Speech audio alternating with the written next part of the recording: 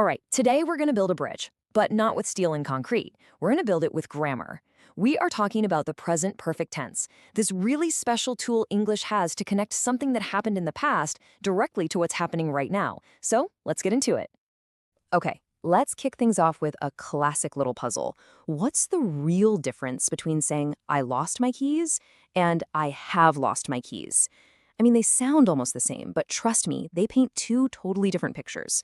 The first one, I lost my keys, well, that's just a story about the past. Maybe you found them, maybe you didn't. The point is the story's over. But that second one, I have lost my keys, that is not a story. That is a problem, and it's a problem right now. And that difference right there, that is the bridge we're talking about today. See, the present perfect tense grabs an action from the past and connects it with all its consequences, all its results, directly to this present moment. It's basically telling us, hey, the past isn't over, it's still affecting us right now. So how do we actually build this bridge? Well, the formula is pretty simple. You just use the verb have or has, and then you add the past participle, which you probably know as the third form of the verb. You know, like I have finished or she has gone. And a quick pro tip, native speakers almost always shorten these. So I have becomes I've, and she has becomes she's. It just sounds way more natural. This slide really gets to the core of what the present perfect does best. It shows a present result. So if someone has broken the window, what's the result? The window is broken now. If I have lost my keys, the result is that I can't get into my house now. You see? The past action created a current problem. Okay, so we've built our bridge, right? It connects a past event to the result we're feeling now.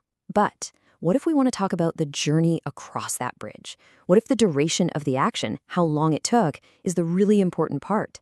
For that, we got to shift our focus to the journey itself, and that brings us to the continuous tense. And here it is, the present perfect continuous. The formula for this one is have or has plus been plus the verb with an ing at the end. Its entire job, its whole purpose, is to pull the focus away from the result and put it squarely on the process, the activity, and most importantly, on how long that activity has been going on. So you'll use this tense in two main situations. First, for something that started in the past and is still happening. Like if I say, I have been studying for 2 hours, it probably means I'm still hitting the books. The second situation is for an activity that just finished, and you can still see the evidence. Like if you say, I'm tired because I have been running. The running is over, but that feeling of being tired, that's the present result of that long activity. So now we get to the crucial part. How do you choose? It really just comes down to what you want to emphasize in that moment. Are you all about the result, the destination? Or is your focus on the duration, the journey itself? Let's put them right next to each other and see the difference. Let's look at this. If you say, I have written the report, the focus is totally on the result. The report is finished, it's done. But if you say, I have been writing the report, the focus completely shifts to the activity itself. Maybe you're done, maybe you're not. But the important thing is all the time and effort you've been putting in. It's the same exact thing with painting a room. Has painted means the job's complete, while has been painting is all about the process. Okay, now for a really important warning. There's a group of verbs called state verbs that describe states or conditions, not active, actions. Think of words like know, believe, own, love. These guys almost never use the continuous form. It just sounds weird. So you would always say, I have known him for 10 years, and never ever I have been knowing him. It's just one of those rules.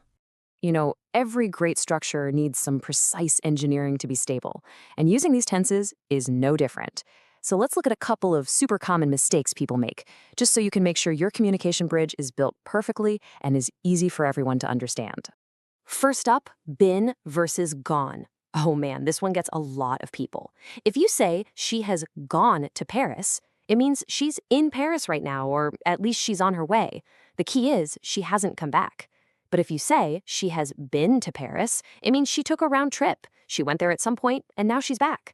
So think of it this way. Gone is a one-way ticket, and been is a return ticket. And next, we have the classic mix-up between for and since. The rule here is actually really, really simple once you see it. You use for when you're talking about a period of time, a duration. For 2 hours, for 10 years. And you use since when you are marking the specific starting point of the action. Since 2 o'clock, since 2020. So for measures the length, and since just marks the beginning.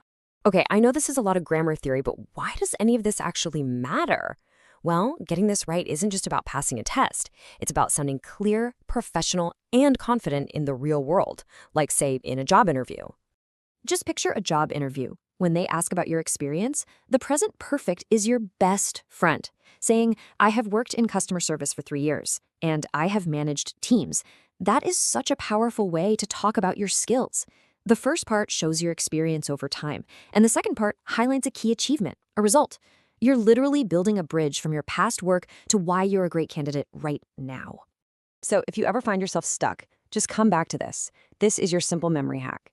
Think of the regular present perfect as being all about the destination. What's the result? Is the thing finished?